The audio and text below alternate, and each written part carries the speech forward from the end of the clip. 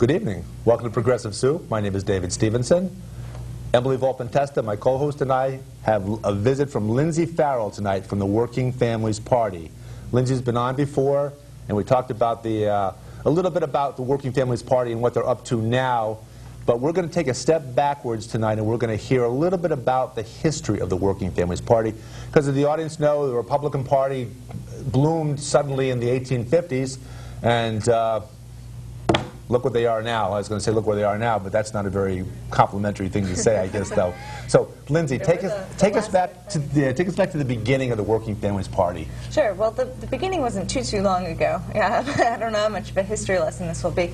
The Working Families Party was founded in New York in 1998 with the philosophy that we need to more proactively inject issues that affect working and middle class people into the political debate. Things like raising wages, making health care affordable, making housing affordable, you know, bread and butter, kitchen table issues that affect everybody.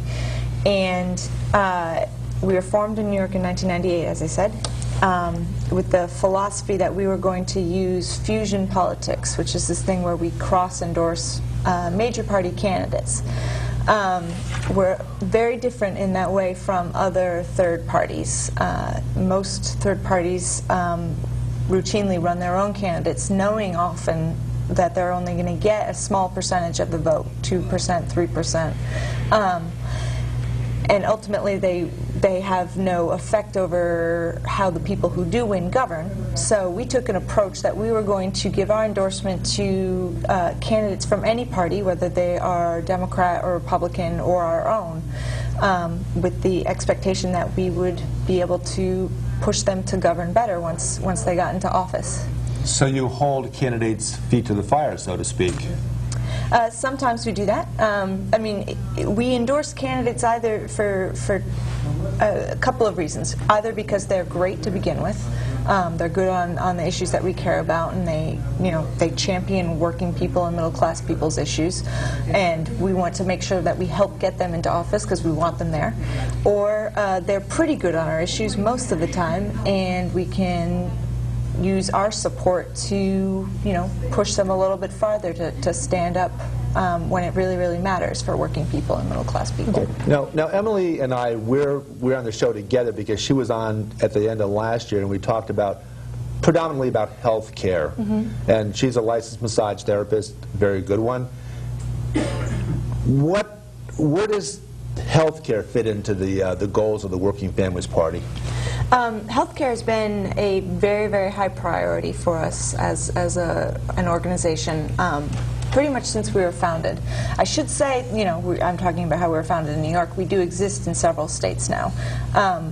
We can't exist in every state because, like I said, one of the key components of our strategy is to be able to endorse major party candidates when we want to. Yeah.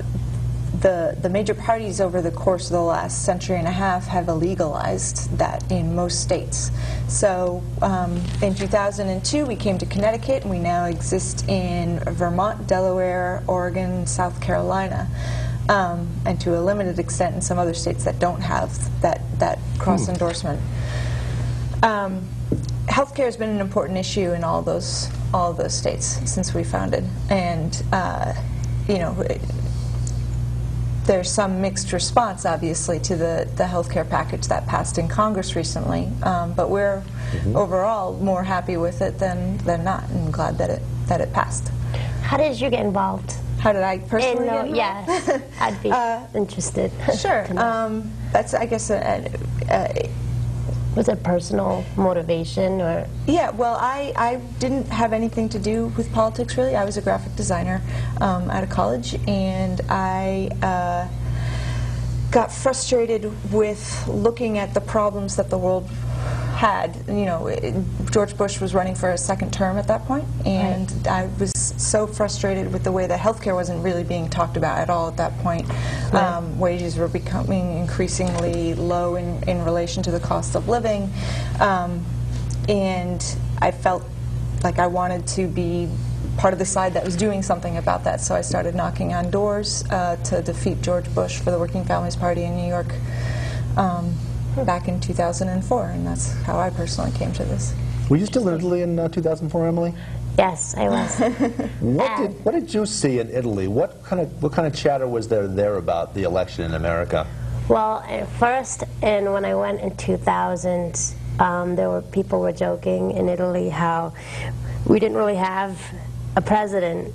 I mean, after the election, they'd say, "Oh, haha, you know, you don't have a president. No one knows who the president is," because there was still no one knew that with Florida and the votes, and then I remember election day for the second time Bush got elected, and since I wasn't in the country, it wasn't in the news, I really had forgotten it was election day, and I had friends calling me up, "Oh my goodness, Bush won again, how disgusting," you know, and like it was my fault, you know.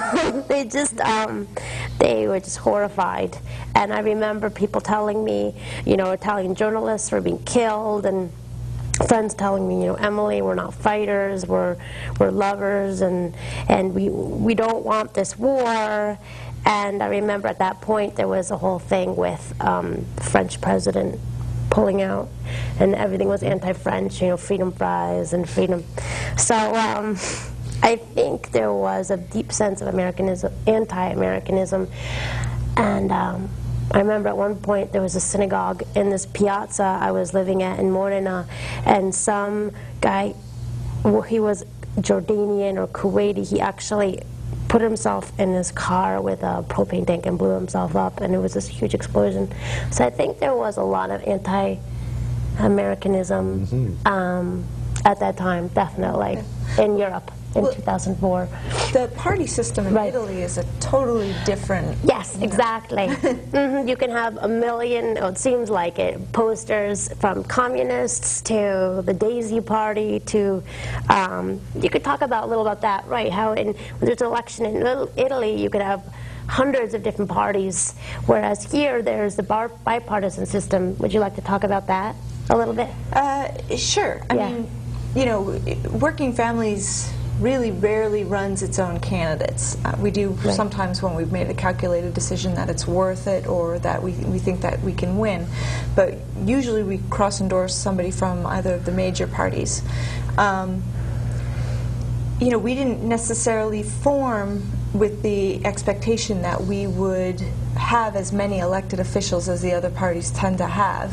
We really, you know, we don't want to replace the two major parties necessarily. We just want them to focus on our issues more. You know, our concern is that at this point we have two parties that stand up for business interests all the time, and no real major party that is accountable to working people first and foremost. And so, you know, we formed to inject those issues into the debate between the two major parties.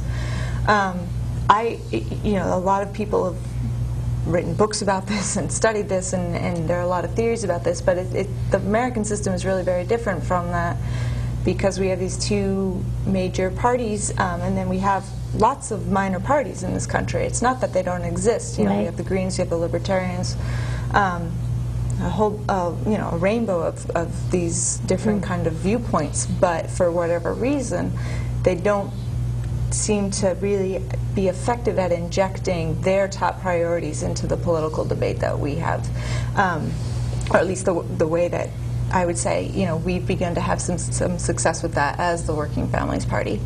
A couple of examples of that are, you know, last summer when we were in the middle of the budget crisis, and we were, you know, how many months after we were supposed to have a budget in the state, and you know, the governor was pushing to just cut and cut and cut to solve that problem. You know, well, we said cuts in our budget aren't the best way to deal with it. You know, laying off firemen and teachers aren't the best way to fix our economy. And when we cut things from schools, when we cut from health care, when we cut from services to elderly, that's almost like a, you know, it's like a new tax on lower income people. And we would like to push for the wealthier to step up and pay a little more to help fix this problem. And we were able to push for that and ultimately help push through a millionaire's tax for the first time in our state's budget. You were talking about a little earlier about about not just minimum wage, but about a living wage. Compare the two. What's the difference between living wage and minimum wage? Yeah. It's exactly what the names say. You know, a minimum wage is what our government has decided is the absolute least that a company can pay somebody, but it actually doesn't have any connection whatsoever to what the cost of living is and how much it is to support yourself and your family. We've pushed for living wage ordinances around New York State and here in Connecticut, and successfully in a couple of towns, that define the living wage based on what the cost of living is locally, the cost of, you know, housing in the area, the cost of groceries, all of those things, so that, you know, we are defining what we pay people based on what they actually need to get by. And the way that we're able to enforce that is that we link it to companies that have a financial relationship with the city. If they're getting contracts, if they're getting land from the city, if they're getting tax abatements, they shouldn't be they shouldn't be perpetuating poverty. They should be paying the city residents what they need to get by on. That's a pretty clear definition of it.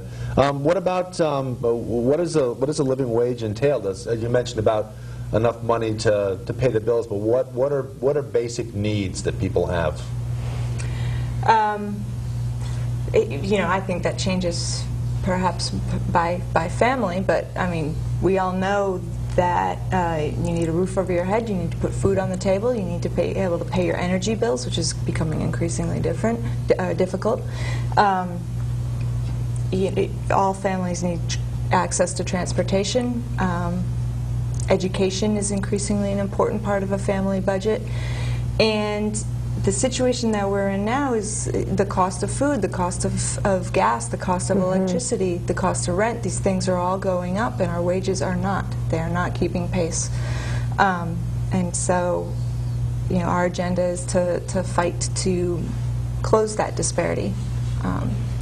So the thing you mentioned, really, they truly are subsistence needs of families. Right. So how is that going? I mean, have you worked on improving conditions for these families? Yeah, I mean, there are a variety of ways that we can do that. One of the big priorities for the party these days is the push for paid sick time.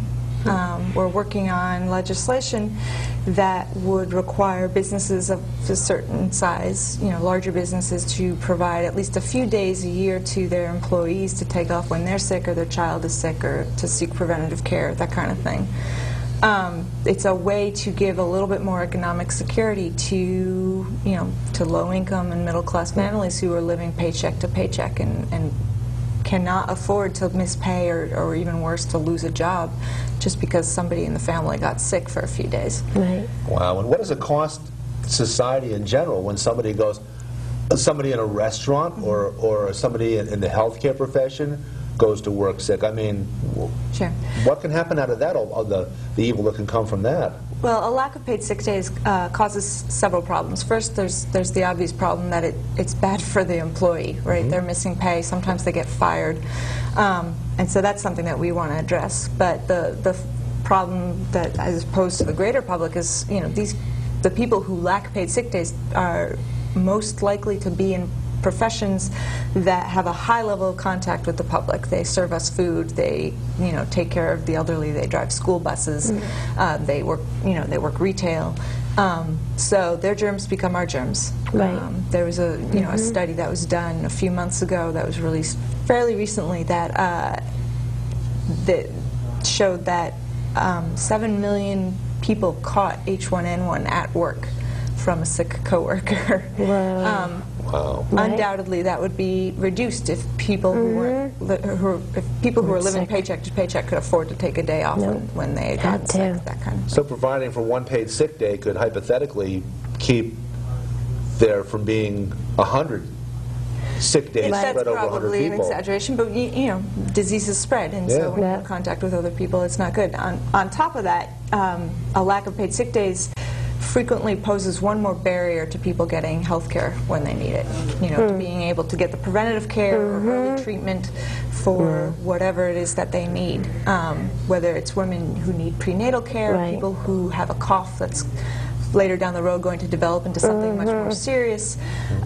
You know, if you can't, if you can't take take a few hours off to go to the doctor early on, or a few days off to recover, then what you have is more likely to land you in the emergency room, more likely to put you in the hospital, and that costs all of us more. Preventative medicine, and we talked about this on the shows we did. Yeah. It's preventative medicine, the idea of catching something early on to prevent a disease or an illness advancing, getting to advanced stages. And Emily, having lived in Italy, she can relate some of the benefits she saw in the Italian healthcare system, where they have socialized medicine. Right. No, I'm just saying that it's free. You pay taxes. I mean, the money that you pay for taxes goes for paying for health care. So it's not you can't get health care if you don't have insurance. But I know that here you're talking about H1N1, and that in some workplaces they gave free immunizations or the vaccine. But even if people did get vaccine, they could still get the flu.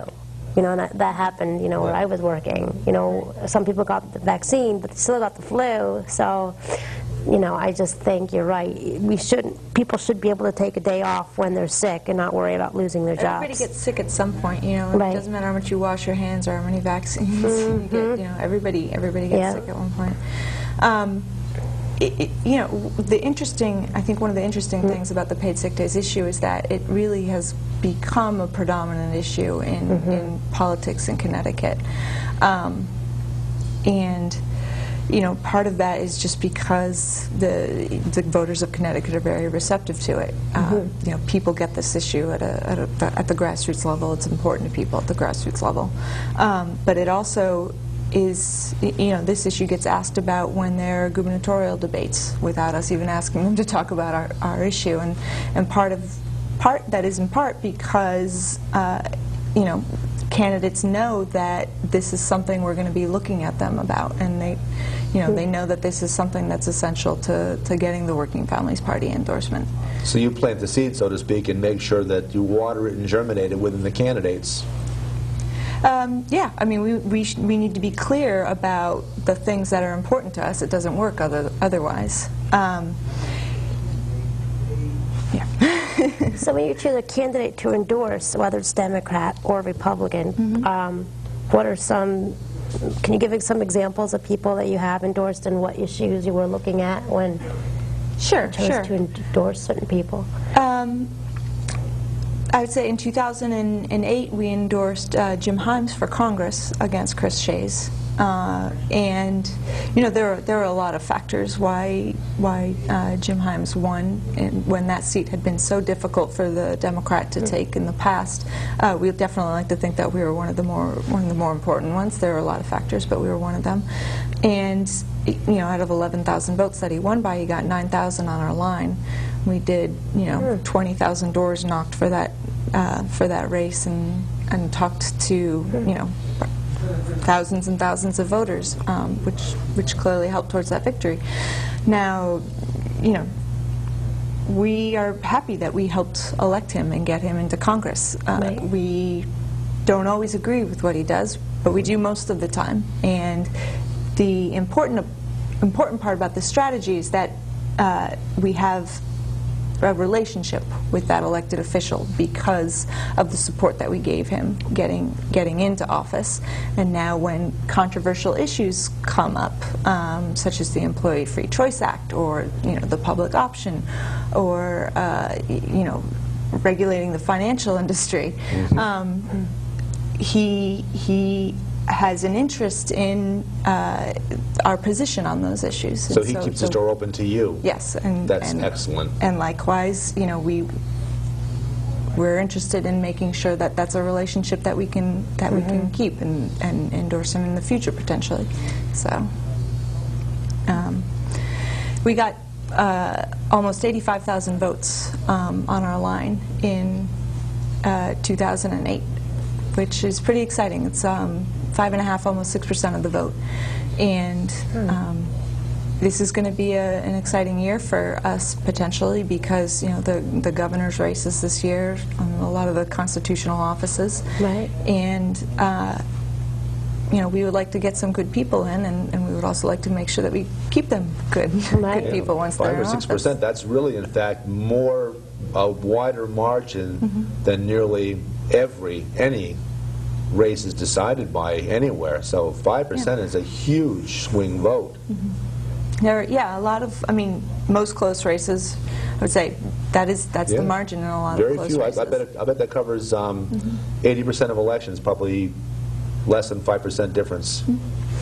Maybe. It really is. I mean, these are the days of razor-thin politics and razor-thin margins everywhere, it seems like, or almost everywhere. And in some races in the legislature back in 2008, we were that margin of victory. The Democrats, in 3 cases that we cross-endorsed, had fewer votes on the Democratic line than their Republican opponents did, but they actually had more votes than their Republican opponent when you added the ones that came on our line. And there are a couple of Republican minor parties. I think the Independent Party is traditionally a Republican Party. Libertarian generally. When you say they're Republican, I mean they're not Republican parties, but they have an ideology that makes sense. Their ideology is similar, and they generally endorse Republicans. And it seems like the Working Families Party has grown to the point that it counterbalances that group of typically Republican-leaning parties, which is that speaks volumes about your party. Well, no other third party got 85,000 votes in 2008. That's a good chunk. That's a lot of votes. Whoa. I think one thing that's important, though, about us is, we actually poll best with unaffiliated voters. We tend to endorse Democrats. It's much rarer that we endorse Republicans. We're not going to tiptoe around that. Right. But we don't. Our votes are a small portion of some, I guess what you would say, progressive or liberal voters. But the majority, the real bulk of our votes are unaffiliated voters who are frustrated with the two-party system, who feel like their issues are not being met, who feel like this is just about insider politics and they are not participants. And this is a way for them to simultaneously vote for a candidate that they expect could actually win, and also make a statement with their vote. Vote for a set of issues instead of that individual. Vote for set a protest vote, but one that actually gets counted. I want to make sure that it's clear that we are less about the ideology behind these things. And I think that's one of the reasons that we are appealing to unaffiliated voters. Our position has typically been that the difference is not really between conservative and liberal. It's really between have and have not, or top and down. And it's about who has access to power and whether or not we're going to push for well-connected, wealthy business interests to have more access to our political system, or if we want to push for middle class and working class people to have more access. So hypothetically, since at least working class whites tend more often to vote Republican, you stand a better chance perhaps of drawing more voters away from the Republican Party than actually the Democratic Party. That's true. We were formed out of some activists at the grassroots level that really cared about us, some community organizations, and also labor unions. Labor unions are a big play a role in what we do as well. And in that way, we've gotten to the point where we can pull a lot of Republican votes towards Democratic candidates because you give them the stamp of the endorsement carries a lot of credence, obviously. Right. This is the party that your union is supporting, and this is the guy that's good on these issues such as wages, such as health care, paid sick time, affordable housing. And that's who you should vote for. Could you ever have a candidate from the Working Families Party run? You could have. Yeah. Right. So we do that sometimes. Okay. When we feel that the two major parties are too disconnected from our goals. Okay. Or at least that the candidates in that race from the major parties are too disconnected from our goals, then we do run. did not form with the intention of being a spoiler party, but we're willing to do that when the circumstances are severe enough. And we also, in local races, and we've done this with a fair amount of success in Bridgeport and Hartford, when we've made a calculation that our base is strong enough and that we have a strong enough presence in the community to run our own candidates to win, then we'll do that too. This past fall, we elected 2 people to the Bridgeport Board of Education. In Hartford, we are the second party in Hartford. We have folks there are twice as many city councilmen that are working families than there are Republican. We have a registrar of voters. We have folks on the Board of Education. And we are the opposition party in Hartford. That's the start of something big. Yeah. Yes. That's the start of something very, very potent, very powerful. Yeah. And it remains to be seen whether folks will decide that is something that is going to be a regular component of our strategy. What we want to do is influence the way that people who win govern, and we can do that very effectively with cross endorsement. Even when we don't win, although we often do. Winning is nice, but small victories are important also.